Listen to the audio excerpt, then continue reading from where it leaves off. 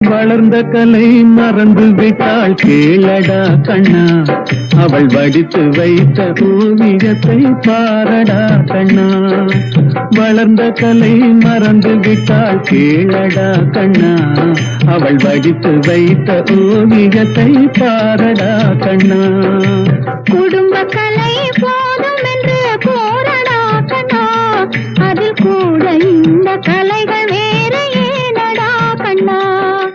குடும்ப கலை போதும் என்று போரடா கண்ணா, அதில் கூட இந்த கலைகள் வேறு ஏனடா கண்ணா.